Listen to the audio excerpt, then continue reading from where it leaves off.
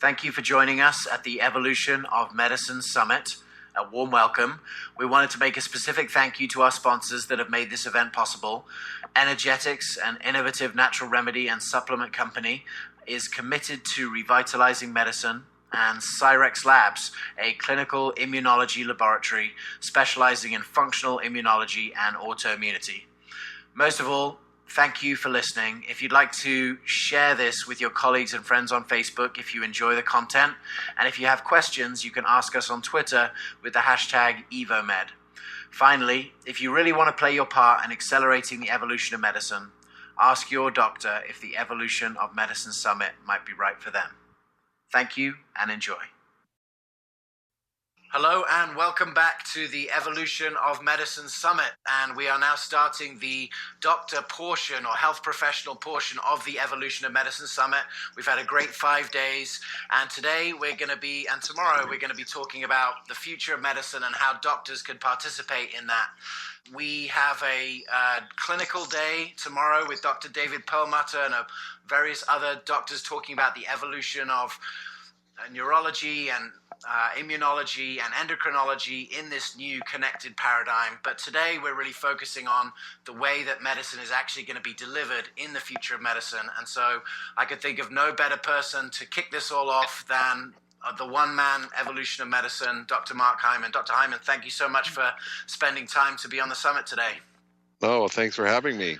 So, Doc, for those of you who are not familiar with Dr. Hyman's work and you're passionate about the evolution of medicine, I think that you must have been living in a cave, because Dr. Hyman is the chairman of the Institute of Functional Medicine. He is the founder of the Ultra Wellness Clinic, 8 times New York Times best-selling books, and in a great position to, share with us, his thoughts on the evolution of medicine. So, Dr. Hyman, for those people out there who are passionate about the evolution of medicine, it seems like it's a great time to be alive. It is pretty exciting. Things are shifting. I think, when things get bad enough, people start looking for solutions that are different. And I think for the first time in medicine, we're recognizing that the old paradigm isn't working anymore, that we're seeing increases in chronic disease, increases in diabetes, obesity, heart disease, cancers, autoimmune diseases. Everything's skyrocketing. And yet we're spending more and more on healthcare and getting less and less. 80% almost of our healthcare expenditures are on chronic disease. And yet the lessons that doctors learn in medical school and their training have very little to do with how to prevent and treat those illnesses. So we're in a crisis point where the medicine of the 20th century was great for infectious disease and trauma and made huge advances in surgery and procedures, but did very little to understand the root causes of illness and create a paradigm that actually worked to address it and to create what we call true value-based care, which is how do you improve outcomes and reduce costs. And if we don't do that, we're going to be in a very terrible situation globally, because not only is it affecting us here in America, it's affecting the economies and the health of populations all over the world. 80% of the world's diabetics are in the developing world.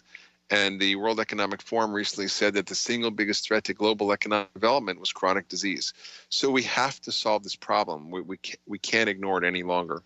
Absolutely. So what does this new paradigm of solving chronic disease look like? What are the features of it that you see making it successful, and what's getting the attention of systems around the world? Well, what's really exciting, James, is for the first time in the history of our species, we're understanding the human body in a different way. We're actually understanding the fundamental laws of biology. Whereas before we sort of were reactive. Someone had a head pain, we went to the head doctor. They had a stomach pain, we went to the stomach doctor.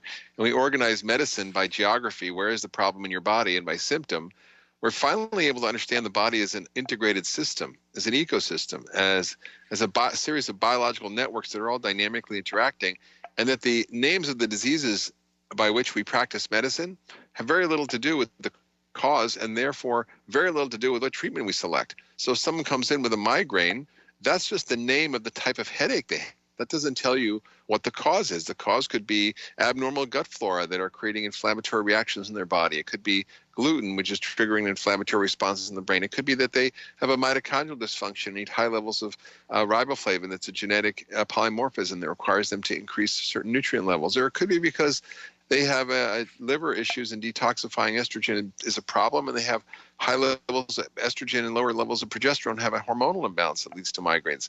Or it could be because of a structural imbalance in their neck that leads to problems. So each one of these requires a very different diagnosis and treatment, and yet our current method of thinking really doesn't solve that. So what's exciting about the future here is that we're going to have a new method of thinking. It's like evolution or the theory of relativity, or the new ideas that come along really once every 100 or 200 years, like evolution, like the paradigm that the earth is not flat, like that the earth is not the center of the universe, that species evolve and don't arise fixed, as Darwin suggested. These are really groundbreaking notions that take really decades to seep into the culture. But right now we're sort of faced with an accelerated need to make these ideas into current practice in medicine, because we can't sustain the level of disease and economic burden that we have based on these illnesses. Absolutely. And I know that, colleagues of yours have been evangelizing on these kind of topics for decades. And it seems like right now, right in human history and right in America right now, bigger organizations are starting to really get this, and they see that this is the future of chronic disease management. I know that the Cleveland Clinic, which is one of the pioneering organizations of medicine in America, is really starting to take to this. What is it about this paradigm that the Cleveland Clinic sees like now is the time to jump on this? Well, that's a very interesting story. I've known Toby Cosgrove, who was the CEO for a few years, and a few years ago at Davos, I met him and we had dinner together, and we had a very small, intimate dinner. And I said, Toby, what if I could go to Cleveland Clinic and create a model of care that would reduce your hospitalizations in half, cut your angioplasties and bypasses in half, and this is the #1 heart hospital in the world? He said, I would love that. And that shocked me, because really it's going to reduce their revenue from what they have now to probably half. And how is that sustainable for them? Well, it's sustainable because it's the right thing to do. And I think Toby Cosgrove was one of the few leaders in healthcare who understands that we need to do the right thing, even if it means subverting some of the very establishments that we've developed that are driven off of procedures and volume, not value. So he's focused on creating value-based healthcare, which is how do we create best outcomes at lower costs.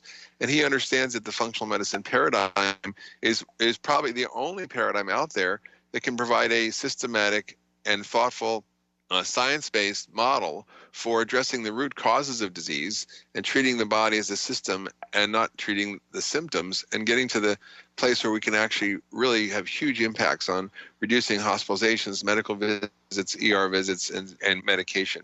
For example, I had a woman come in to see me the other day who had ulcerative colitis, and she'd been in the hospital 12 times and was on a TNF-alpha blocker that cost $30,000 a year. The year before she saw me, the year since she's seen me, she's not been in the hospital once and is off her expensive medication and is doing well. That is the power of functional medicine, and you cannot achieve that result using a better application of conventional care. I think when we often talk about value in healthcare, we're talking about improving things around the margins. For example, improving efficiencies, reducing medical errors, improving health IT, improving care coordination. All those things are necessary, but they're not sufficient to create the real change, which is to change the biology to create health. We don't learn the science of creating health. So at Cleveland Clinic, we're creating a really innovative model for developing a prototype clinical model for functional medicine. We're creating a research agenda to create more of a proof of concept as retrospective and prospective studies. And we're also building out curriculum for the medical school, the residents, and even postgraduate education, and ultimately want to create a scalable digital platform for educating doctors around the world in functional medicine in partnership with the Cleveland Clinic. So we have a very big agenda, and the Cleveland Clinic is right behind it in a very big, focused way. That's amazing. So exciting. And, later today in our summit, we have, Dr. Frank Littman talking about working with health coaches. We have Dr. Saxoner talking about, group visits. And we also have Dr. Jeff Glad talking about telemedicine and some of those areas. It seems like the actual delivery of this kind of care is going to look a little bit different from the old delivery of care, right? That's right. I came up with the tagline for functional medicine, which is we need to change the medicine we do and the way we do medicine. And the medicine we do must be functional medicine based on understanding biological networks and systems and root causes. And the way we do medicine must change the notion of how we deliver that care. It's not just providing different information, it's how it's delivered. So it should be delivered within group settings. It should be delivered with health coaches and other support. It should be delivered with peer support models. It should be delivered in a very different way where there's, for example, cooking classes and meditation classes and other services that are part of the clinical setting. It also needs to expand the notion of the healthcare system beyond doctors and hospitals offices to the community, like we did with the Daniel Plan, with the church-based program. It was a faith-based wellness program where we got 15,000 people to lose £250,000 by peer support, and understanding that a lot of health happens not in the hospital or the doctor's office. I mean, there's only about 5,780 something or 60 hours a year. How many of those do you spend in the healthcare system? Very few. Health happens where we live. It happens in our kitchens, in our homes. It happens in our schools, in our workplaces, in our community centers, in our faith-based centers. Those are places where health happens, and that's where we need to focus our attention, even as doctors and healthcare providers, to create linkages to change the nature of healthcare conception and delivery. Do you see that those kind of organizations are sort of the starting point for guiding large-scale patient engagement and change? Absolutely. I mean, this is where we get leverage, where you get, 3 doctors treating 15,000 patients, en masse by providing the content, education, inspiration, and then letting them use peer support and developing a curriculum. So we have all sorts of innovative strategies we're going to be using, and I think it's going to be an incubator for innovation. That's what the Cleveland Clinic is going to be. We're going to incubate, we're going to innovate, we're going to iterate, and we're going to come up with what the model of the healthcare system of the future is going to be. Well, you can see why it's valuable for them then, because they're going to be at the front of the line. So, what does it say? Is this a signal to the rest of medicine to say, hey, look, you've got to get on board or get out the way? I think that's exactly what this is. And I think Toby Cosgrove is one of the few leaders in healthcare who has the courage to buck up against the system and say, no, we need to empty out our hospitals. We need to stop doing all these medical procedures that are unnecessary. We need to stop actually just working around the edges and get to the root of the problem. Yeah. Well, I'm excited for for America, because I obviously feel like, there's proof has been offered that it's cheaper and there is more value, and businesses and other organizations that adopt it, like Safeway, will obviously, continue to beat earnings and so forth by their health savings. But I'm also excited because I grew up in the UK, and the UK has similar problems, but the government's paying for everything, and they say by next year they're not going to be able to afford all the care. How do you feel like this kind of model might communicate over to other countries that don't have a profit motive and have more of a, centrally organized healthcare system?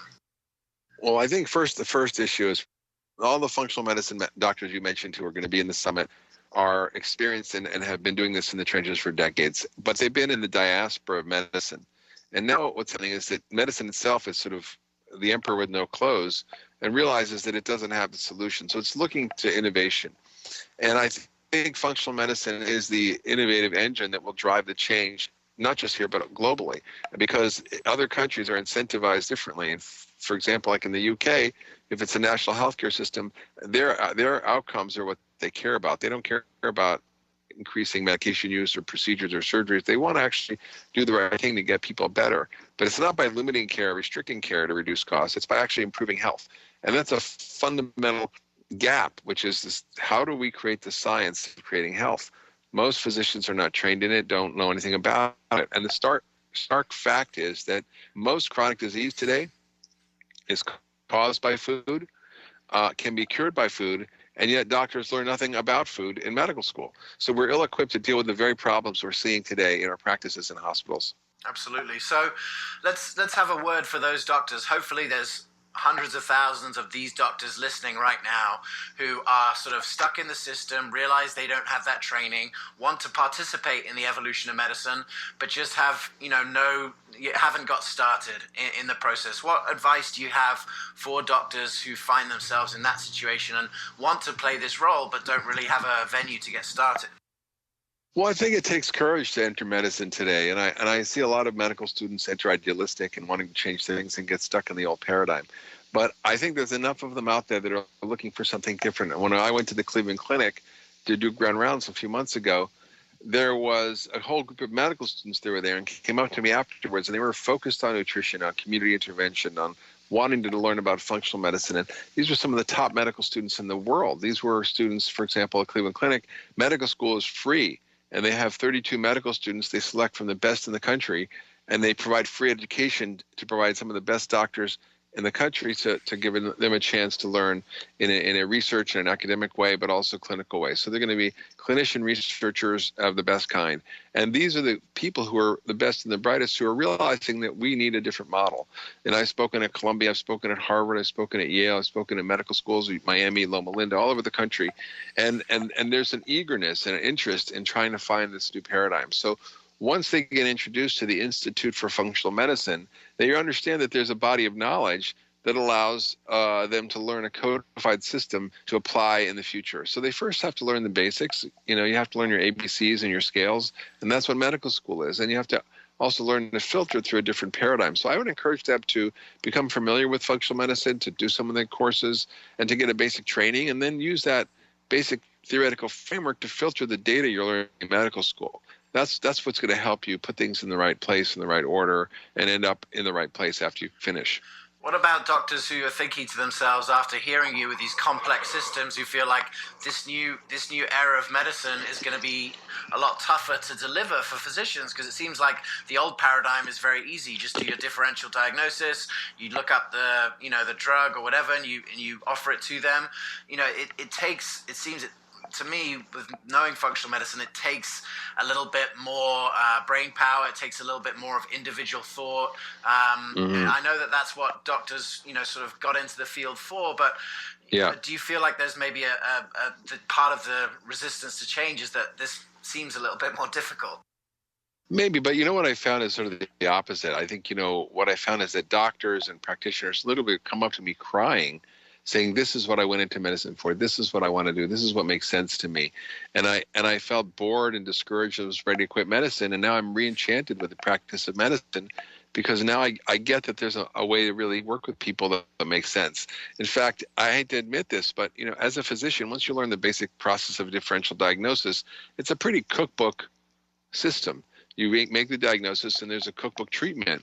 And I used to work in the ER, and it was actually boring, because someone would come with a kidney stone or asthma or heart failure or a heart attack or orthopedic injury, whatever it was, and there'd be a standard order. You just look at the nurse and say, okay, give them the heart attack special, give them the asthma special, and it was like it was sort of not, there was no thinking involved. With functional medicine, it's creative, it's thinking. You're always wondering. Everybody's different and unique, and the causes are different. So when you have a diagnosis, you just are at the starting of the thinking process.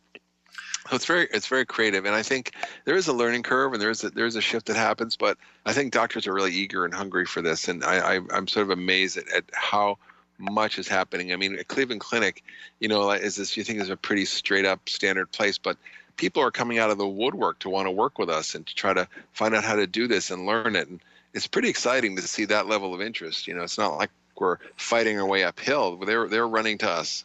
Absolutely. That's exciting. And for those doctors who are listening who are specialists, they may think, this really has nothing to do with them. Maybe this is a primary care issue, or this is an internal medicine or family medicine issue. But it seems like, all of these specialties, and we're going to get into this more tomorrow, once you understand that the body is connected, specialists need to get this as well.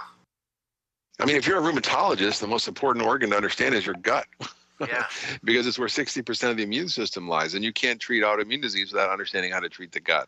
So I think that's an example of where the boundaries break down, where we're shifting from these established specialties and moving forward, not into super specialization, but into super generalization. I'm a super generalist because I understand the human body. And in fact, there aren't 112,000 diseases or 155,000 like the new ICD-10 codes are going to have. There are probably only like 7 biological systems, and out of those arise all illness. It's like the fundamental laws of nature, right? There are very few laws of nature that predict, like Pierre Laplace said this. Nature is as simple in its causes. It's complex in its manifestation. So we have very few simple causes that create a large number of phenomena from a very few small, simple natural laws, and that's exactly what functional medicine helps you do. If you don't have to know all the intricacies of every disease. You just need to know how to work with these systems and restore balance. And it's a simple idea, but it's so far from what we have. We, instead of suppressing and shutting down and blocking the body through drugs, we actually learn how to balance and optimize the body systems by removing the impediments to health and providing the raw ingredients for creating health. And once you do that, the body has this natural desire and intelligence to be healthy. It's not like it's desiring to be sick. We're just using sickness. Our body uses sickness as its best attempt to deal with a bad set of circumstances. Yeah, absolutely. I mean, that's such an important thing. We had one of the other speakers on our summit said that in the holistic paradigm, there's no morality of symptoms, i.e., it's not like it's good or bad. It's just giving you information to really understand the underlying pathology, and maybe we miss the trick when we get so judgmental as to the symptoms rather than like going back to what's going on. Would you? Yeah, they're clues. Yeah, they're clues. Oh, that's great. So what about for the doctors who are already on this sort of bandwagon, doctors that are on the front lines of practicing this, but also I know there are lots of other practitioners around the country who have got this, your nutritionists, your chiropractors, your acupuncturists, your nurses and nurse practitioners and osteopaths who have been sort of understanding this for a while and are probably glad that the rest of medicine is catching up. How do they play their best role in helping this whole medicine to evolve? Well, I think they've been out there on the front lines that are the advocates and the people who are shifting things, and I think they're going to continue to play a critical role. One of the things that we need to do is to organize better, is collectively share knowledge, is use our collective intelligence to come up with better and improved solutions. So we don't really have very coordinated efforts to actually gather and analyze and measure what we're doing. And I think a lot of things that we do work phenomenal. Some things don't. And we sort of often work in our own isolated bubbles. But what we're going to do with the Cleveland Clinic is we're going to create, and the Institute for Functional Medicine is we're going to lead in a series of innovation summits where we create consensus statements on what are the best practices for XYZ problem. Let's bring in all the experts from the diaspora of medicine. Let's bring them in and let's gather this knowledge that's out there that's not been codified and documented and share it with everybody and create really an open source collective intelligence around best practices in thinking about this new paradigm in functional medicine. It's amazing. And I hope, this is obviously a very junior level, but I hope that this summit itself is doing something similar to that, where you're, sharing out information and starting that process. It seems like the sort of ubiquitousness of technology through healthcare and, through our lives in general might provide, some starting points to really accelerate that process and the sort of the collaboration potential. Absolutely. We begin to share data, share knowledge. Absolutely. So I think we're only going to get better at that. And I think we're on the track to create a digital platform for learning, for mentorship, for apprenticeship, for growing the field. We have a certification program at the Institute for Functional Medicine that I've been through. They just basically, I sort of grandfathered in a lot of it, but I actually took the courses and I passed the test, and really looking at how do we create the change we need around the care that we're giving, and how do we codify it, and how do we train people, and how do we get people up to speed so we're all working with best practices out there. Absolutely. Well, my passion for this really started as an economist, seeing just what percentage of income or GDP that America was spending on this. How do you feel in the next few years? Because we spend a record amount of money in America on healthcare, 16% compared to maybe 6 or 8% in other countries. How do you feel like those people who are getting that current 16% and the other sort of stakeholders in health are going to react to the fact that, maybe a lot of these diseases are getting cured early, further up the pool? Well, they're definitely going to be losers, right? Who's selling 8-track tapes anymore, right? Yeah. And I think, I think in the future, there will be a shift and there will be adaptation. There will be new industries that come up, and we think about the kinds of things that we used to have now that have been replaced by other things. So, even videos, DVD stores and video stores, they're gone. Who needs them anymore, right? Yeah. You get everything on iTunes or Netflix. So those kinds of innovations shift behavior, shift, and people do lose out. I mean, there are a lot of store owners that failed and had businesses fail. So that's what's going to happen. And as the economy shifts, and if there's a bucket of money that's 60% of our GDP, and all of a sudden it goes to 8% of our GDP, well, those other 8% are not going to be getting paid, and that's going to be a problem. But then we can create other solutions around peer, community health workers and decentralized agriculture, decentralized energy, community-based programs, all sorts of ways we can re-engage in the workforce. Yeah, well, I think that's going to be part of the solution. And I think in the future, we used to call cars horseless carriages. Today we call what I think is medicine functional medicine. In the future, it'll just be called medicine. We don't call cars horseless carriages anymore. Yeah, exactly.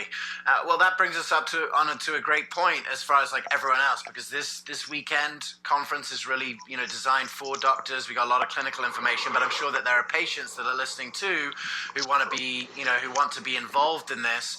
Obviously, like the first thing is we have to get everyone healthy, and that's going to see a doctor that does this type of work. That's what we're really focused on at Revive Primary Care, is getting doctors to that, and functional medicine doctors, naturopathic doctors who understand the causes of chronic disease.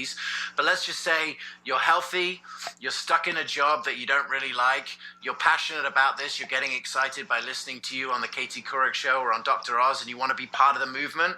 What do you think is the best starting point for someone who wants to be part of the movement, that has no medical training, that wants to be, is inspired by what you're saying here? Well, I think there's two ways. One is, do it on yourself. I believe that 80% of healthcare problems can be solved by people themselves using self-care solutions. And that's why I've written 10 books, why I'm writing 3 more, because I think that there are really clear, simple strategies that people can learn of how to apply functional medicine in their lives to themselves and their families without a doctor's intervention. It's what we eat. Food is medicine. Food is information. Your lifestyle plays a huge role. So there's simple things that you can do that make an enormous difference that you don't even need to see the doctor for. So I think that's the first thing. The second thing is that people are inspired to get involved. I think what we need is to build a million community health workers and peer support people in this country to be out there in our communities, whether it's a workplace, the schools, whether it's your faith-based community, or whether it's your home, and be a health advocate and actually inspire people by your example, and also help people to do this together in groups. I think the idea of creating small peer support groups, it's not Facebook, I call it FaceTime. It's like where you're literally with people sharing, and you can do it on Facebook as private Facebook groups. We do that a lot, but really it's the key here is how do you activate those people who you love in your community and be part of the change, and that really can make a big difference. Yeah, it seems though, one family, we had a talk earlier in the summit about how a family unit is sort of like an engine for sustainable change. You do it in the family, people notice the family is not sick, and, symptoms improve and so forth. And then you sort of get that ripple effect outward into the community. Absolutely.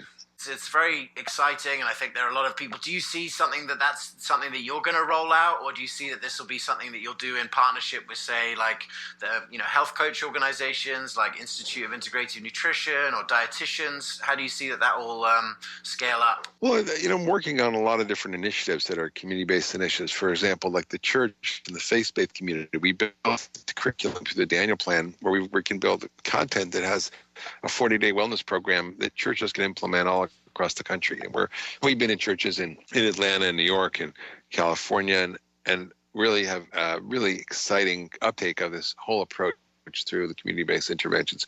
I'm talking with the head of Zumba to create the Zumbas, 200,000 Zumba instructors around the world, training them in a basic nutrition curriculum so they can be health coaches and support and lead small groups. We're working with fitness centers and other groups that actually can help begin to build this. So I think it's very, very exciting, and I think we have the potential to change. And I think if we're organized and strategic about it, we can actually begin to leverage a lot of this to create the change we all want. It seems like it's a movement away from sort of like patriarchy, where you're being told what to do, to sort of like that community support. How do you think that's going to go across to people who have been in the patriarchal position? I don't know. I think people are hungry for community. People have a longing to belong in whatever form that is. And, I think we really need to decentralize the solutions, decentralize healthcare, decentralize agriculture, decentralize energy, decentralize so many services that we have now that are all top down. And I think that decentralization of our society is going to be the thing that's going to save us. And I see how powerful it is. I was just up in a rooftop farm in Brooklyn where they had really the largest farm on the top of a roof that was creating food for the urban areas, was fixing water problems by using the roof to actually catch the water that was otherwise having to be processed and cost hundreds of thousands of dollars. So there's all sorts of solutions that are popping up all over that I think people are innovating around and are really exciting. Well, here's the big question then. If we do this and we start to really develop that, what do you think will be the knock-on effect to the rest of society in general? Because it's more than medical problems that we're facing. We're facing a lot of societal issues, and you see the world sort of integrating, and there's this friction. It seems like the knock-on effect of this first step, just with the need that's with medicine, may be valuable beyond our own health. Absolutely, and I think it's something that's happening everywhere. It's happening in the energy movement. It's happening in the farm to table movement. It's happening in sustainable agriculture. It's happening in communities that are shifting things. Like I was a yoga teacher in 1979, and now everybody's sort of into yoga, and it's like millions and millions of Americans are doing yoga, and it's we're seeing these shifts that are happening. And they may seem small, but I think they're real and they're important and they're catalytic, and I think just as civil rights or women's rights or gay rights were things that seemed never really possible, just as creating a different model of health and healthcare seemed not really possible. I think they are possible, and I think the forces that are behind it are great, and I think it's a fight between, in some ways, good and evil, and I think we have to sort of take that on. Yeah, absolutely. Well, yeah, I mean, the one other group of people that seem to have a lot of the same intentions as far as turning people into the CEOs of their own health and their family's health is Silicon Valley, with this big movement towards prevention and technology and understanding that. Do you think that it's possible that side will come in and sort of meet functional medicine and be the strong catalyst to take us in this direction? Because it seems there's more overlap between us and what they're trying to do than fight. Absolutely. I'm working with, for example, a Silicon Valley company now to create a health coach in your pocket. We're literally going to provide real people being interacting through a mobile app that will allow them to get the support they need to change, driven from the right content that's functional medicine based. So there's all sorts of innovations that are happening that I think will change the landscape. There are food companies that are coming up that will change the landscape. There are Silicon Valley companies that are looking at innovations. But if they don't, and I've talked to Eric Schmidt about this from Google, if they don't have the right intel inside operating it, if they don't have the right DNA, which is functional medicine, the right operating system, driving the recommendations and the change, then it becomes really, a kind of fruitless endeavor. And I was talking with Craig Venter, who decoded the human genome last week, and he was talking about this new adventure that they're doing, which is a way to decode the human genome for less than $2,000, so we can literally create thousands and thousands or hundreds of thousands or millions of people to have their gene decoded at a reasonable price. And that, what are we going to do with that? And I said, well, that's data, but it's information, but it's not knowledge. And the question is, how do you take that in actual knowledge that improves people's quality of life? And that's where functional medicine comes in. So, Doc, it's that you said the operating system that we're operating on. For the skeptics, the last thing I would ask is, you go to TEDMed, you see, the innovation that's happening in technology and medicine. Do you see any other option? Is there going to be a drug or a system or a technology that's going to come along that can do a better job of dealing with the problems, the big chronic disease problems that we have outside of adopting this, this new operating system of functional medicine? Look, there's always going to be innovative products. There's innovative supplements and nutraceuticals. There's innovative medication we might use. There's benefits that we're going to see incrementally. But if they aren't applied in the right way with the right thinking, then they're not going to fix the problem. There is going to be no cure for diabetes if you're, want to eat, a big gulp every day and have a loaf of bread. You're not going to cure diabetes by taking a pill. And I think that's the fundamental problem. You can't continue to, pour gasoline on a fire while pouring water on it with the other hand and expect to actually create a change. So I think we have to combine both innovations in lifestyle and functional medicine as well as innovations in technology, pharmacy, and biotechnology. All those things are important, but any one alone is not sufficient.